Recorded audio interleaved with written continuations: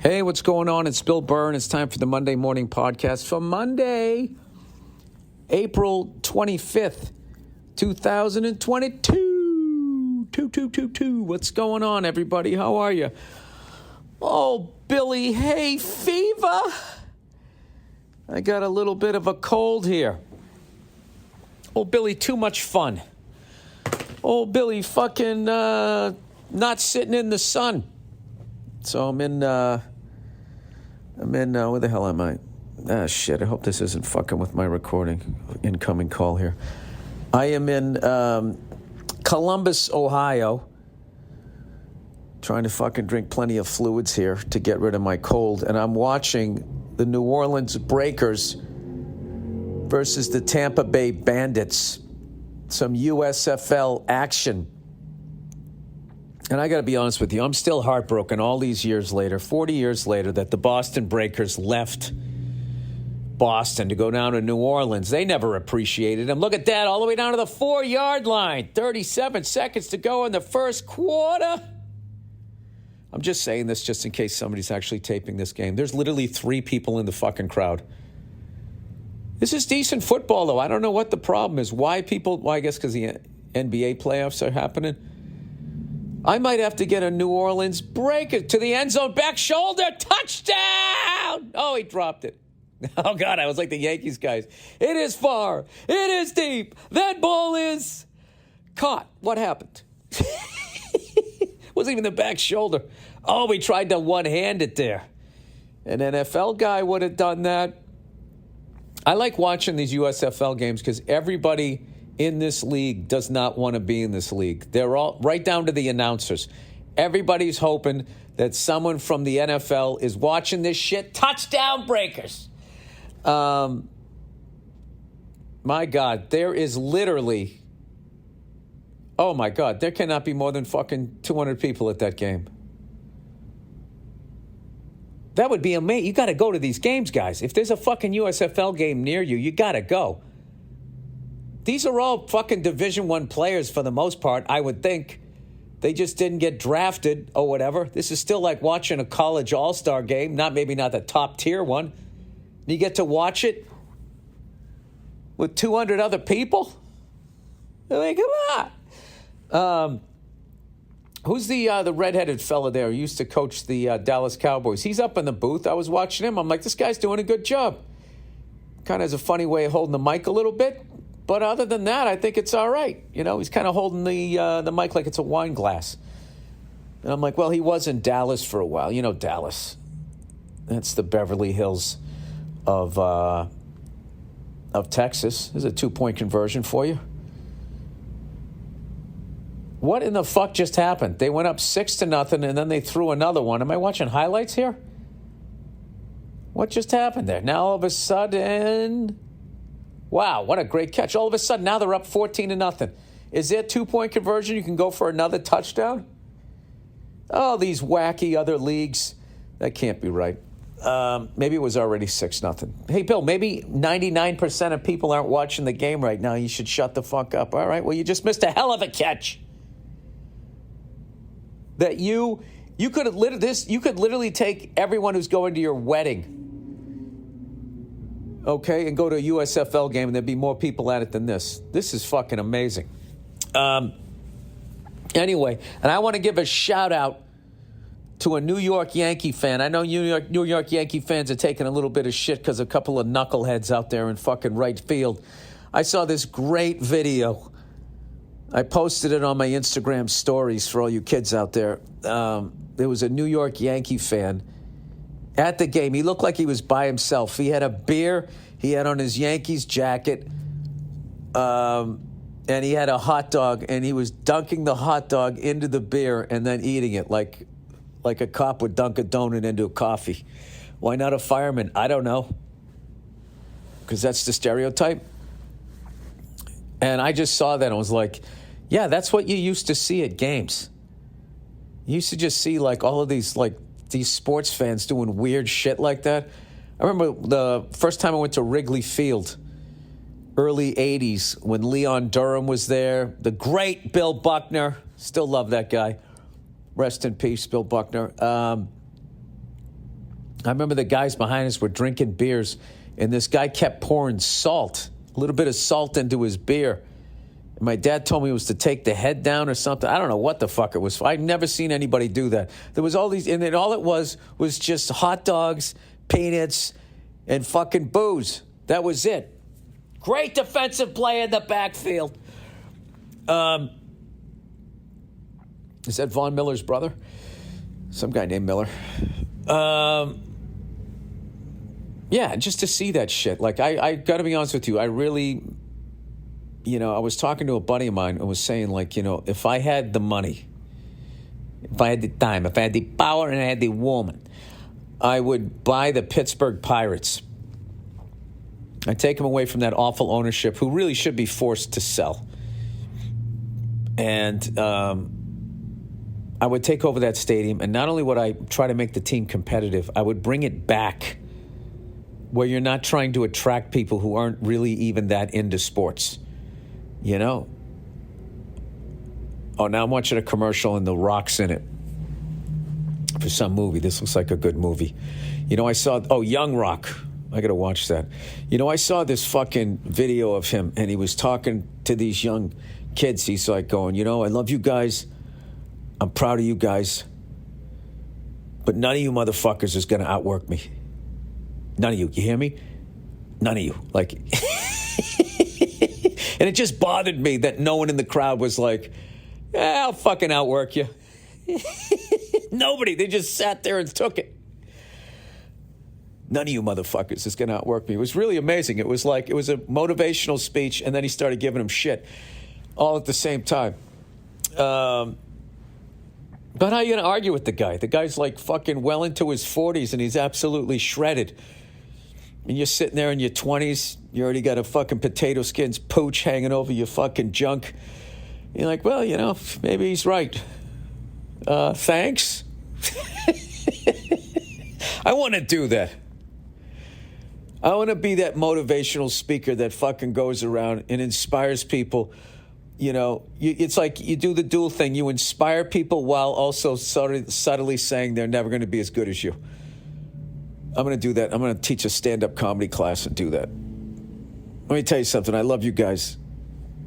You guys are all funny, and you all have a bright future ahead of you. But let me tell you something right now.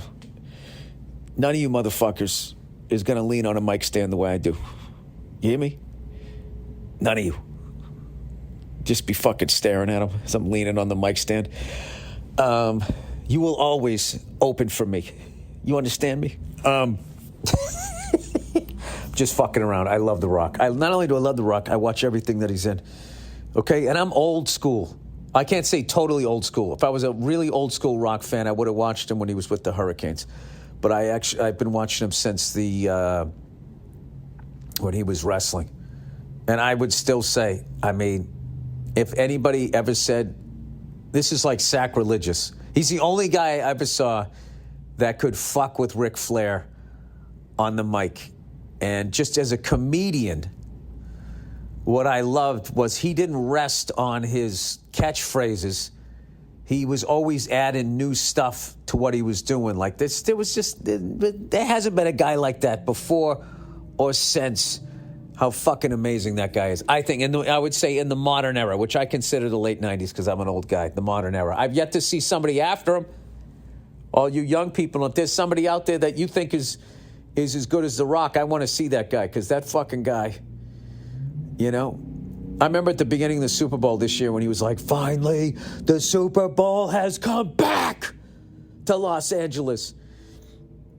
This female comedian I know texted me. And she goes, did we really need that at the beginning of the game? And I was like, absolutely. We fucking absolutely did. It's one of my favorite intros to a fucking Super Bowl ever. What were we supposed to have? One of those fucking goddamn whining rock bands now that sing about their emotions. I blame the whole Seattle rock scene on emo music on the Seattle scene. They just fucking... They came in and they just fucking changed it. Whining about their fucking days. They couldn't just block their feelings the way the hair metal bands did, I'll tell you right now, if you're not watching this USFL game, the Portland Breakers I mean, the New Orleans Breakers. Are they the Portland? I don't even know where they're from. New Orleans. The New Orleans Breakers are, they're putting on a clinic here on how to beat the Tampa Bay fucking strip malls, whatever they're called, the Tampa Bay Bandits. Oh, look at that. Is that a female driver? Somebody just won a race in a pink car. I'm guessing that's a female driver. No, it's a guy. Maybe he lives an alternative lifestyle. He's with a woman. There's a lot going on there. You know, when you watch TV with the sound down, I mean, a lot of different things start happening. Look at the stars they put on the ball in USFL. I like it. You got to have, you know, when you have a new league, you got to have a different fucking, they don't have money for cups either. Look at the quarterback's junk hanging to the right. You got to have, I mean, it was right in the middle of the screen, people. What do you want from me? Anyway, you got to have a different ball, like the AFL did, the way the ABA did. I think that right there is a good sign for investors that you could possibly be creating a league that'll eventually merge. I don't know. There's probably too many goddamn teams at this point. I mean, the NFL has 32 franchises, but God knows they're always looking to add more. You know? Look, I'm wondering, do you ever think the NFL would ever get up to 40 teams? I mean, who would thought that they would ever add a game and play 17 games? Which, by the way, I fucking hate. I fucking hate 17. Because now I got to rethink my whole, you know, when you try to predict. What do you think they're going to do this year? Go fucking, 9-7, 10-6? Now you got to be like, what do you think they're going to do this year? 9-8, 10-7? You got to ask yourself, is 10-7 good enough to make the playoffs this year? It's just weird. They're weird numbers. Not a fan. Oh, Billy Grouchy Cakes doesn't like an extra game of NFL football as he sits here watching spring football. Look at the fucking, they got little stars on the front of them when somebody throws a spiral. It looks cool. All right, I gotta do a little vanity thing here. I'm not gonna lie to you. Club Soda Kenny sent me video, center field camera, of me throwing out the first pitch. I've probably watched it 78 times today.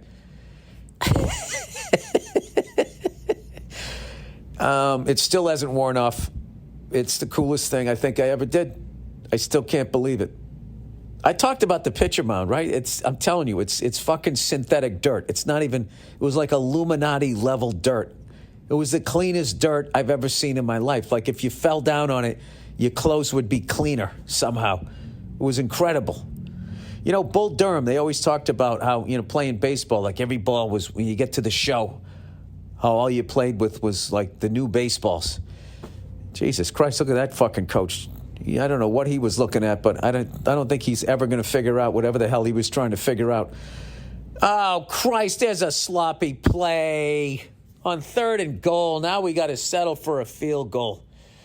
You know what's funny about this shit is there's somebody out there that has money on this game. What are you thinking? Huh? You think of taking the I don't know. I like Tampa. I like Tampa and the points. Christ, they didn't show up, just like the crowd. Anyway, so I've been doing my tour this week, and I started off in Pittsburgh, which was absolutely incredible. And they blocked the fucking field goal. God damn it. Why do I still love that I actually have some sort of like loyalty to the USFL Breakers. I do, That's the thing, man. Now, who the fuck had Campbell? The guy went right in and blocked the goddamn thing. The fuck's the field goal kicker looking at? So you think it's going to bounce back around? He's probably looking up to see if his girlfriend left, too. Goddamn, she left. This league's going under. He's probably watching the replay. That's what he was doing. Anyway, so I started off in Pittsburgh, then went to Nashville, then up to Cleveland, and I'm in Columbus tonight. I'm recording this Sunday afternoon, and I want to thank everybody that has come out to the shows. It's been those are as far as shows that I've done. I've never done shows this big back to back to back to back in my life. The amount of people coming out to see me. I'm not going to lie to you, kind of overwhelming, And it wasn't until last night where I was kind of freaking out the first two nights. And I started catastrophizing, I'm like, what am I doing? This is too big. I don't want to do this. This is fucking stupid. This is shit that you think about before you go out. I was just going just fucking give me a 1,200-seater. I'll just do my fucking shit. Everybody just fucking leave me alone. And then I remember thinking back to way back in the day when I first started selling tickets, which was in 2005. And I remember the first gig I did, I had an HBO half hour came out, and I was covering for Jim Norton on Opie and Anthony's show, right? So I had that going on, and then I had the half hour special came out, and then all of a sudden I went from, basically selling hardly any tickets and people just kind of going to the comedy club because that's what you did. Hey, let's check out, see who's down there. Maybe the guy's funny. That's kind of the crowd that I had. To all of a sudden, I played Rascals in New Jersey, and it was the first time I met Paul Verzi. New Jersey's own Paul Verzi. And I went there, and the place was packed, and there was this excitement. People wanted to see me, and I heard a few people yell my name, and I remember being in the green room, and I was freaking the fuck out because it was this whole new level of pressure, where before the pressure was, can I convince these people that I'm funny?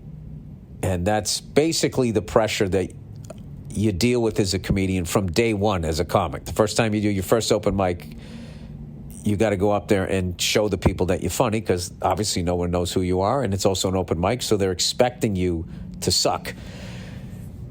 So that was my whole career from 1992 until 2005. So I was really comfortable with the crowd sitting there thinking that, who the fuck is this guy? This guy isn't funny. That was my sort of, comfort zone. And then all of a sudden, I had those two things happen in my career, and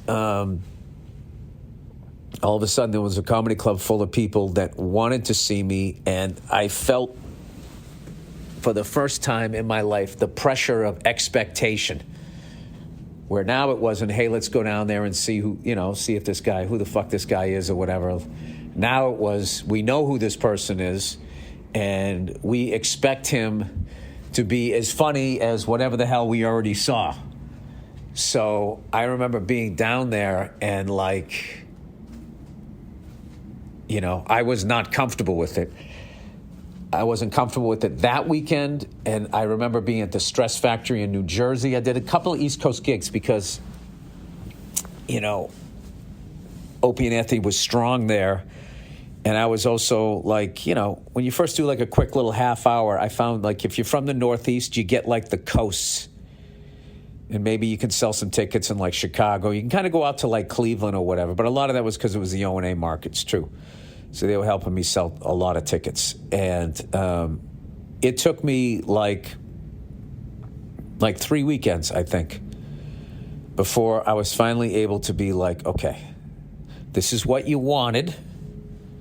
Okay, you're finally going to make some fucking money. Jesus Christ, after fucking 13 years, finally going to make some fucking money. All right? You have the act. You're funny. You know what you're doing.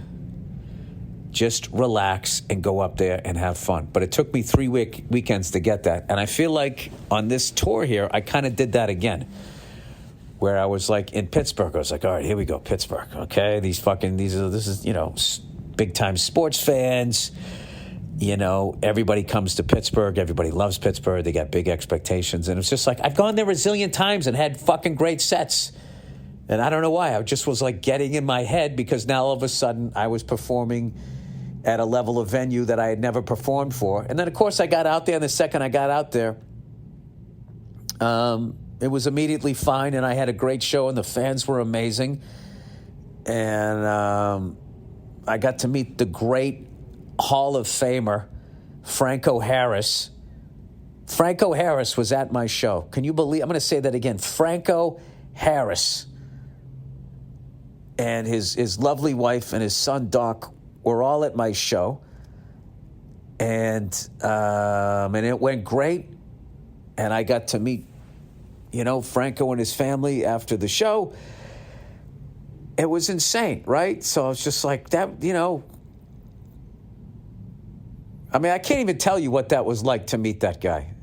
I was just thinking of all the football cards I had and being excited every time, I'd be opening the packs of cards with my siblings or whatever, and like someone would be like, Franco Harris, when you would get his football card. What also was cool was Randy and Bill Crawford came down. Randy Bauman and Bill Crawford came down from WDVE, which they were the reasons I ever sold even half a ticket in Pittsburgh, because of those guys. They used to let me come in like on a Tuesday and just sit in on the show. God, I love doing that. It was fucking awesome, man. And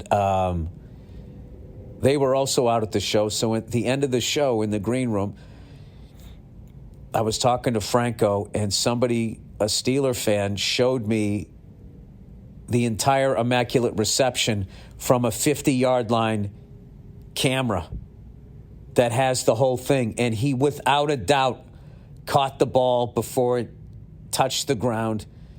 I mean, you can still argue, did it go off an offensive player first? Who the fuck knows? But, it always just seemed the way NFL films cut it that they were trying to do something underhanded, because they were showing the play from that 50-yard line thing, and then they would always cut to the close-up. But what it really was, now that I've done a little directing here, what it was is they were set up to watch where Terry threw the ball, not where it was going to ricochet.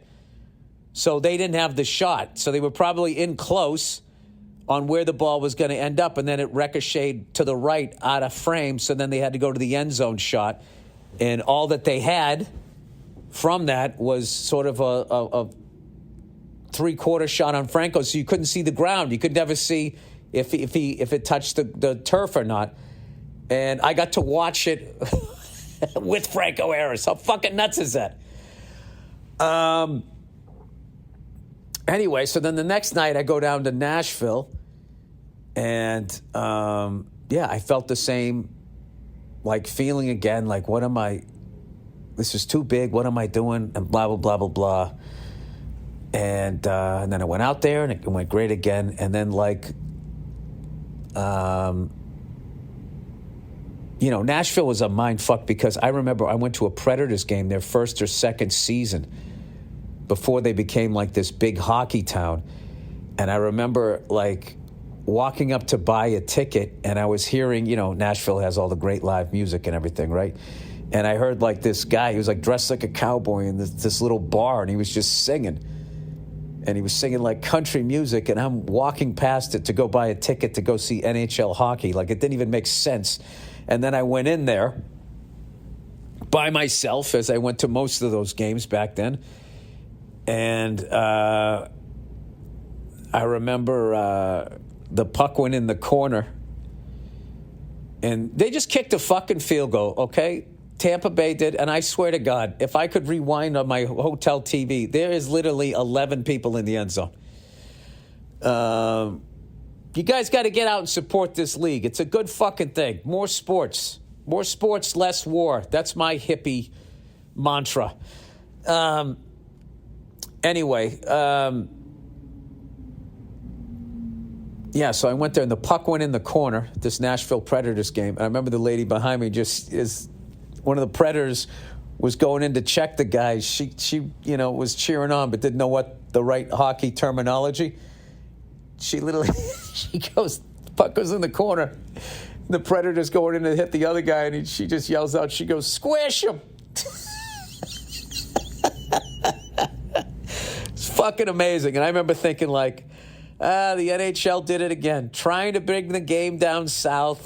How many times are they going to fail down here? How many times are they going to give Atlanta a fucking team and just realize this ain't going to work? And lo and behold, Nashville becomes this insane hockey town. And ever since then, I feel like the NHL has made great moves with where they put their teams. The Vegas Knights. I mean, the fans are crazy there, and I think the Seattle Kraken are going to be fucking huge, too. So anyway, last night I'm in Cleveland, and I'm waiting to go on, and Vanessa Fraction and Joe Bartnick are opening for me. And Joe, by the way, is taping his show tonight, his stand-up special with all things comedy at, what's it called, The Den or something like that, in Chicago. Old Freckles is going to be warming up the crowd, fucking around, trying out some new jokes, talking to the locals, getting everybody all amped up, you know? For Joe Bartnick's first stand-up special, I got to tell you, Vanessa went up and just absolutely fucking killed. And we've been playing a game I've been on the road about, you know, you got to try out new shit. Got to try out one new bit during your set. And she didn't chicken out, and she did her new bit, and it went great. And then Bartnick went up there, and he's totally in, like beyond mid-season form. He's ready to, like, tape a special. He was up there, like, just, you know, one of the hardest I've ever seen him kill. Just fucking kill. And when he got off, he was so excited about how well he did, he forgot his beer. Okay, and I'll tell you right now, you know Joe Bartnick is excited when he leaves, you know, a third of a Miller High Life sitting up on the stage. So anyway, as they were up there killing, I was still having all of those feelings of doubt and all of that shit. And then, I don't know, I thought about that moment in my career when I was at Rascals and I was at the Stress Factory. I'm like, no, this is what you do when you get something bigger than what you used to, is you turn into little Billy Burr again, who just wants to be alone so no one can hurt him and blah, blah, blah, blah, and pull your knees into your chest. Fucking relax. Go up there. It's going to be fine. These people want to see you. Have a good time. And I went up there and, like, had the best set, I think, of the 3 nights that I've done it. And I was like, okay, all right. And now tonight, I'm all excited. I'm in Columbus. And I'm not feeling any of those feelings other than that I'm just going to go up and have a great time and fuck around and try out some new shit. So, I don't know. I was telling you that story in case there's younger comedians listening, because that's something that, you know, what I just told you is not a unique thing. Like, that's what performers, I think, go through. I don't know. If you're wired like me, I should say. Some people are just, I mean, they're ready to play an arena the first night you meet them. The first person that comes to mind with that would be Kevin Hart. Kevin Hart, when I met him, he was ready from day one. Day one. If you told him to go play an arena, he would go out there with his first 5 minutes with supreme confidence.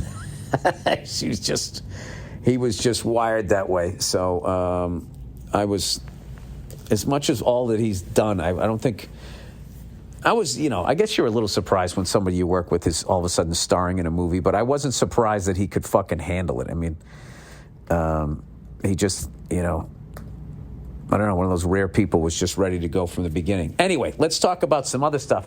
Your Boston Celtics, my Boston Celtics, are up 3-0 over the Brooklyn Nets. And I got to tell you, I was worried about Game 3. Because, you know, we went up 2-0, and, you know, the cameras were on the Celtics fans, not the smart ones who go home, the drunk ones who hang out afterwards and get in the camera like, oh, and holding up 4 fingers like we're going to fucking sweep these guys. And I'm thinking, like, what are they doing? These are the same people that are heckling fucking Kyrie Irving. What are you doing? You're just motivating these people. Just fucking go home. Don't say shit. You know, some people fucking watch sports so if their team wins that they can talk shit. I don't know why, but that is an unfortunate part of sports fandom. So anyway, I remember I was in a cigar bar afterward, like living my sports dream. Okay, I watched the end of the Red Sox game, even though we lost to the Blue Jays, who ended up taking 2 out of 3 from us, sons of bitches. And I was watching the end of the Red Sox game with the Celtics game on. And the Red Sox games ended, and then they were promoting the Bruins versus the Penguins in Pittsburgh the next night that I was going to be in, which we lost to them too. But I was like, this is what I miss. I haven't experienced this since half my life ago. I left Boston when I was 27. I'm going to be 54. For half of my life, I have not lived. I've lived in hostile sports, behind hostile sports lines, and I get fucking sick of it. So anyway, as I was watching them promote the Bruins game, they cut to the after, Celtics, the post-game interviews, and they were cutting to highlights of it. And they showed Jason Williams, and he's dressed like he just won a Grammy. And then they cut to Kevin Durant, and he has on just regular tracksuit with this red knitted hat, and he looked like Marvin Gaye right before he went into the studio and was going to record What's Going On. So I was just sitting there going like, we're looking like the Miami Hurricanes right now when they got off the plane wearing fatigues, thinking the whole shit was a foregone conclusion. So I was really nervous that Kevin Durant was going to have a big game and that, it was going to be all of a sudden 2-1. And then we'd be looking at the next game of them being able to tie it right up. But fucking Celtics, Jesus Christ. I only was able to watch highlights. But, my God, Jason Williams, Jaylen Brown, Marcus Smart, who, by the way, congratulations, won Defensive Player of the Year, also hit a couple of big threes down the road, or at least one that I saw. And, we are on a collision course, I'll tell you, with the Milwaukee Bucks, and everybody's going to see the matchup that ESPN is too afraid to talk about. All right? Did he just fucking catch that? That has got to be the greatest catch in front of 18 fucking people I've ever seen in my life. 3:16 to go in the third quarter. Number 9 for your New Orleans Breakers goes up one-handed catch between two defenders. He kind of brought the other hand over. Wow, what a catch. People, they're not going to go because of the uniforms. That was a big-time fucking catch. Anyway, there's a collision, a sports rivalry about ready to happen, and I don't know why ESPN is shying away from it. But all the real NBA fans know it's coming. All right? It is the rematch of Grayson Allen and Grant Williams.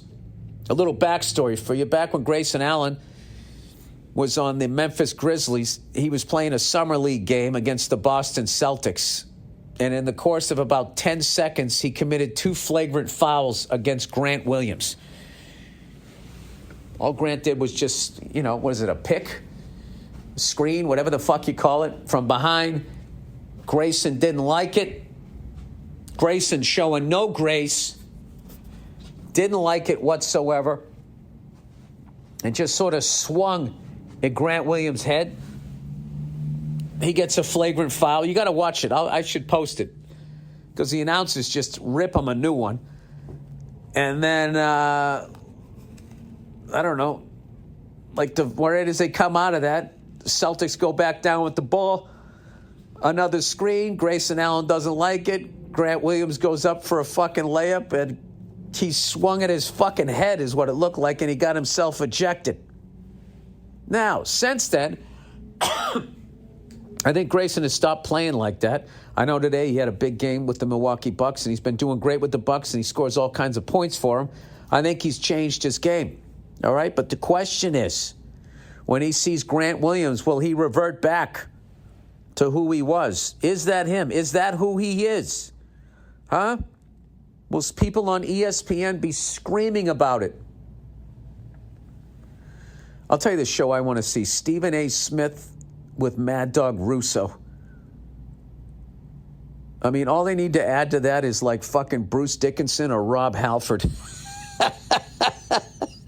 And that will be the loudest show in the history of, forget about sports, anything. A couple of screamers, and that's coming from me. That is coming from me. Another thing, when I was in Cleveland, I got to swing by one of my favorite comedy clubs in the country, Hilarities. And I of course, I was coming down with the cold. My favorite club owner out there, Nick Costas. We got to hang out. So many memories. I hadn't been in there in like 10 years, and all of the memories all of the friends that I met, all of the people that I've met, all of the times I hung out, all the sets, all the comics, all of this stuff came flooding back. And I had nothing but just nothing but fond memories. And I swear to God, if I didn't have kids, you know, I would love to come through there one time and just do like a weekend, you know, next time I'm building an hour, maybe do a Monday, Tuesday, Wednesday. But Nick was class, as always. Unfortunately, I had to leave a little bit early because I wasn't feeling well. But anyways, I want to thank him and his staff and everybody else. And one of my best friends in the league, in comedy, Nate Craig, was out there. It was just a great time. So anyway, let's do the reads here for the week. Oh, would you look who it is? Well, would you look who it is? It's old ZipRecruiter. ZipRecruiter, everybody. Let's see here. You know, according to the latest research, 90% of employers plan to make enhancing the employee experience a top priority in 2022. After all, a happy workplace is key to attracting and keeping great employees. Oh, did they finally learn that treating their employees like shit wasn't a good idea? And if you need to add more employees to your team, there's always ZipRecruiter. Their matching technology helps you find the right people for your roles fast. And right now, you can try ZipRecruiter for free at ZipRecruiter.com/Burr. ZipRecruiter. That's the new one. That's the 80s hair metal devil reading of ZipRecruiter. ZipRecruiter. Actually, no, I would have the pause. It would be like, Biz. Sorry. Uses its powerful technology. Piz is zip backwards. Technology to find and match the right candidate up with your job. Then it proactively presents these candidates to you. You can easily review these recommended candidates and invite your top choices to apply for your job, which encourages them to apply faster. No wonder Zip is the number one rated hiring site in the U.S. based on G2 ratings. ZipRecruiter's technology is so effective that 4 to 5 employers who post on ZipRecruiter get a quality candidate within the first day. That's fine. That's right. Find the right employers for your workspace with ZipRecruiter. Try it for free at this exclusive web address, .com/Burr, spell out Burr, B-U-R-R, ZipRecruiter, the smartest way to hire. Oh, would you look who it is? Would you just look who it is? It's old Movement. In a tiny apartment in Southern California, 2 college dropouts teamed up to create a watch company that broke all the rules. Didn't just break some of the rules, it broke all the rules. With fair prices, unexpected colors, I didn't see that coming, and clean original designs, Movement, pronounced Movement, it's MVMT, grew into one of the fastest growing watch brands, shipping to over 160 countries across the globe. Now, Movement, MVMT, has expanded into blue light glasses, minimalist jewelry, and more styles, essentials that don't break the bank, all designed out of their California headquarters. I have those blue light glasses for looking at computer screens. They're fantastic, unless you go on the road and you forget them like I did, like an idiot. But they're amazing. And y'all are now the first to know that Movement is having a huge site-wide sale for Mother's Day. Get your mom some blue glasses to go with their new watch. Their prices are slashed up to 40% off from April 21st to May 6th to make sure you can get the perfect gift for mom, from beautiful watches to fine 18-karat jewelry. Their platinum blue light glasses will not only make you look great, but filter 90% off of the most intense blue rays from your digital screen so you can scroll comfortably. The perfect gifts for family and friends. Shop up to 40% off for Mother's Day and save big on the perfect gift for mom. Join the movement by going to MVMT, that's Michael, Victor, Michael, Tango.com/Burr now and enjoy up to 40% off. Again, that's MVMT.com/Burr. All right. Well, hang on a second. And we're back. Sorry. Old Sneezy here had to blow his fucking nose. All right, so here we go. All right, the first letter from the fans here. Yankee fans are trash. Now, come on. They had one incident. It's people in the bleachers. Everybody's fans that are in the bleachers are a bunch of fucking animals. All right, hey, Bill, I don't even really hate the Yankees because I'm a Pirate fan. Yeah, and you also you guys beat them in like 1960 or 61, right? Bill Mazeroski. But they're just the all-time classless fans of all time. I'm sure you saw them trashing their own field.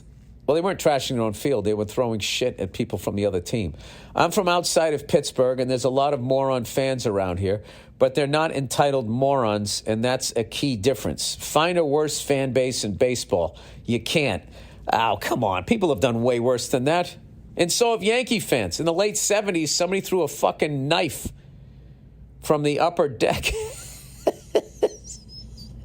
And it grazed the forearm of somebody on the other team when they were congratulating each other for winning.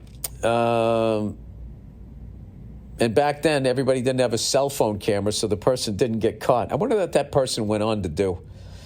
You know, just in a fit of anger, they threw it, and then as it was going, it's like, oh, fuck, is that going to hit somebody? Gotta go. Yeah, it was definitely unfortunate what they did. It was great to see, Aaron Judge and those guys go out there and tell everybody to stop acting like fucking idiots. But, no, Yankee fans, there's some loud morons. They sit out in right field and do all that stupid stuff. Aaron Judge, that part is stupid. But if you meet, a Yankee fan that knows the game, they're great. I don't have a problem with them. I really don't. I like listening to, my big thing is if a Yankee fan can talk about the Yankees in the 80s, then I'll listen to them, or now talk about them over the last 10 years. I've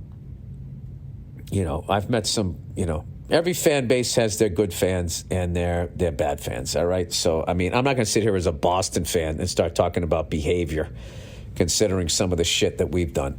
It was an unfortunate incident, and you shouldn't fucking paint everybody, And I think a lot of the shit that they're going to get is because they have all that money in 27 championships. But having said that, those people out in right field they're fucking nerds. I always thought they were just nerds with their chants and all of that stuff. It was really sort of Rocky Horror Picture. It was very Broadway musical. I thought what they were like the sports version of it. Anyway, survival kicks in. Dear Billy Bloodbath, I've been thinking a lot lately about how much better we perform when our life depends on it. Everything from a mother's adrenaline allowing her to lift heavy shift. It's funny, you said allowing her to life heavy shit. And I was trying to fix what you wrote, and I took the F out of that and put it on the other thing, shift. To lift heavy shit to save her kid. To when soldiers or emergency workers take their skills to the next level in the heat of combat. Yeah, you get like that. You get that tunnel vision. Or like when I went out to throw out that first pitch. I'm kidding, but not really. Which leads to my question. If you had to fly a helicopter through a canyon at high speeds and significant turns, would you be able to? We're not talking heavy rocket fire, but let's say someone's on your tail and there's some ground-to-air artillery. No time to think, just time to act. Talk to me. What do you think? Well, I wouldn't have a choice. I would have to. I'm not saying that I wouldn't fuck up, but no, I think I could do it. Absolutely. I couldn't do it in the helicopter that I fly. I would fly it at the highest speed it could fly. No, I think I could do it. I could fucking haul ass. My thing would be trying to look around every corner in case there was wires or all of a sudden, if I was flying into one of those dead-end canyons.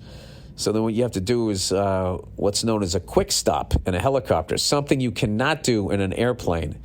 And that's why flying that low in unfamiliar canyons is so much more dangerous in a plane than it is in a helicopter. With a helicopter, you got to obviously look out for wires. I mean, I guess you do in your plane too, but like if I was to suddenly make a turn and I saw the canyon was a dead end, I can just do a quick stop. Where a airplane has to, do like a U-turn. So I know when they're in an unfamiliar area and they're flying low, like I watched this horrible video of these people that died. They landed in Aspen. They were on their way across country to refuel and all of that, and it was a hot day, so density altitude was a lot higher, meaning the air was a lot thinner than it usually is at that altitude, causing you to not get the normal performance that you would at that. Your aircraft is performing at that altitude like it's at a much higher altitude, which causes you to have to, be concerned about the weight and all of that stuff that you have, and versus the distance you have to climb out of there. And these guys were unfamiliar, and they went down a canyon that they were unfamiliar with, and they couldn't get the altitude they needed. And I learned by watching that. They just showed something on Carlton Fisk. He didn't pass away, did he? Why would that be showing that here? They were showing... They were talking about how, as a pilot, the safe way to fly something like that, if you're not familiar, is you fly to one side of the canyon or the valley or whatever. You're on one side, so if you do have to bank around, you don't have to eat up any more distance by getting to one side of it so you can make the turn. You can immediately just enter the turn. And these guys didn't do that, and then they tried to do it, and they just went into the fucking trees. It's horrible. Hang on a second. Please tell me Carlton Fisk didn't fucking pass away. Please tell me it's his birthday or something. Carlton Fisk. They just, for some reason, just showed him in the middle of a USFL football game. Okay, he's still alive. All right, good. Jesus Christ. Sorry, I didn't mean to scare you guys, too. I'm watching a fucking USFL game, and all of a sudden they were showing him on the Red Sox and the White Sox and saying how many years he played and all of that, right? He's okay. Wikipedia, he's still alive. All right, Pudge. The great Pudge Fisk. All right, now that I scared the shit out of you, let's... So anyways, going back to that, what do I think? Would I be able to do it? I would absolutely be able to fly way beyond anything I've ever done on my own skill level. Would I be able to shake the pilot behind me? Probably not, because I think everybody is pretty much a better pilot and has more hours than me. I only have like 300 something, although I should be over 400, but I'm not allowed to fly until I get the first edit of this movie done. So that's where I'm at. All right, Made in America. Oh, this is my favorite thing. By the way, I'm getting my mother-in-law one of those U-turn turntables. That's Made in America in Massachusetts. Made in America amps. Hey, guys, Headstrong is a one-man operation, has been hand-building tube guitar amps for 19 years in the U.S. Andrew Themelis, are you listening? Just like they were done in the 1950s with no circuit boards or integrated circuit chips. It's called Headstrong. Come on, all you dad rockers out there who are making a decent living because play in a band, you're going to get one of these. Nah, nah, nah, nah, nah, nah, nah. All hand-wired using cloth-covered wire. Handmade vintage spec transformers, U.S.-made solid pine cabinets, and handmade speakers. Just like the old Fender amps from the golden era of American craftsmanship and tone. All here in a tiny little shop in the mountains on western North Carolina. Wait a minute. I think I got one of these from this guy. I know this guy. Yeah, Headstrong. I have a fucking amp, and I still stink. But, I sound great when I stink. 21-3 at halftime, by the way. American-made vibrator company. Okay, here we go. I mean, it takes all kinds. Everybody's got it. There's plenty of voids to be filled here in America. Dear Billy Ginger Balls Burr, Remanufacturing in USA. What does re stand for? Is that replying? I have no idea. Okay, I'm an engineer at the Cleveland Vibrator Company in Cleveland, Ohio. I love my job because I design and test vibrators every day. I enjoy it, but it's hard work. Get it? Sometimes I'm sore at the end of the day and need a stiff one. Get your mind out of the gutter. It's not that kind of vibrator. That's what I thought. We make industrial vibrators for transportation and processing of bulk materials ranging from animal feed to iron ore, cement to plastic pellets, fasteners to fun dip. Well, what does the vibrator do? It shakes everything inside the thing so it settles and you can put more in the container? I don't even know what you do here. Think of that show, How It's Made. 1 out of 3 segments will have a vibrator in it as part of the production process. Oh, my wife loves telling people where I work and says that I'm a professional vibrator tester. She's not wrong. I wear shirts and hats with our company logo out and about, and we have a lot of fun with reactions. Hate the show. Never listening again. Can't wait to see you in Cleveland, April 23rd. Go fuck yourself. I don't know what that is. I'm going to look that up. Cleveland Vibrator Company. Oh, Jesus. I can't do that next to Carlton Fisk's name. I got to delete him first here. Cleveland. Come on, you fucking cunt. Vibrator Company. Let's see. Images. Cleveland Vibrator Company. All right. I have no idea what it does. It vibrates something, but not your clitoris. Your clitoris. All right. Well, that's awesome. All right. Said the wrong thing. All right. Hi, Mr. Burr. I'm a big fan of your comedy and your acting. Thank you. I was out for dinner with my girlfriend, and she invited her friend who I've never met. She was nice and everything was going well, but I might have fucked up. At some point in the night, she mentions that she is now demisexual and explains, thank you that you're going to explain this, that it means that she only has sex with people she has a real connection with. Well, there you go. I said, so I guess you're just not a whore anymore.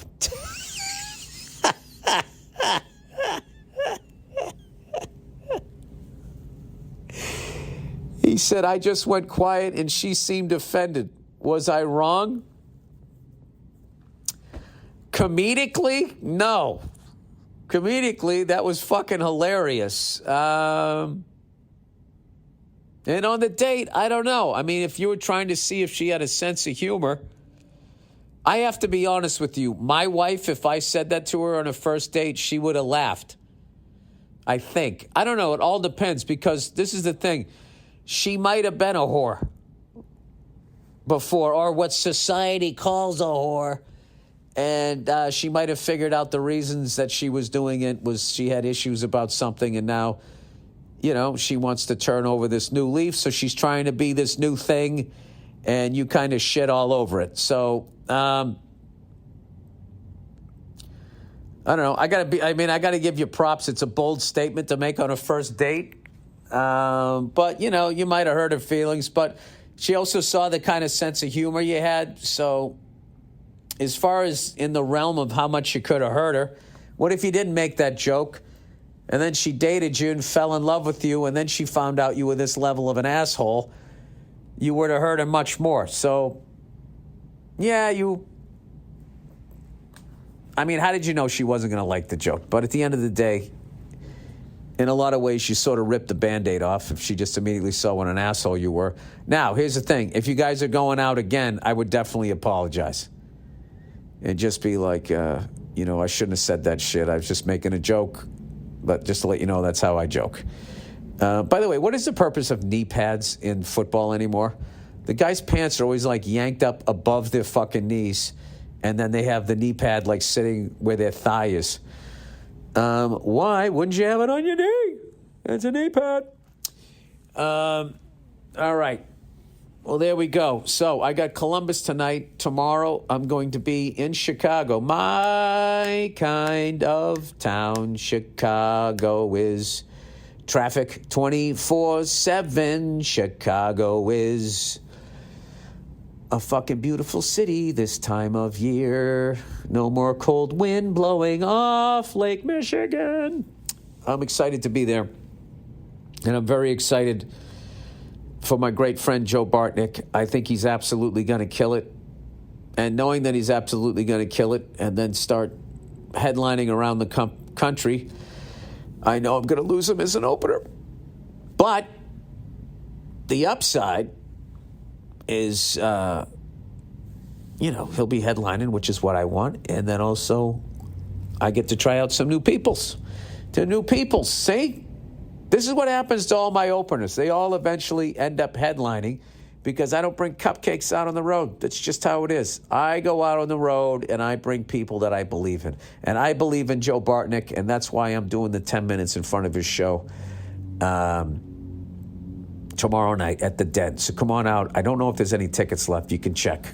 It's a small, 300-400 seater or whatever, but it's going to be an absolute fucking blast, and I'm so proud of him. That's it. Okay, that's the podcast. Go fuck yourselves, and I will check in on you on Thursday.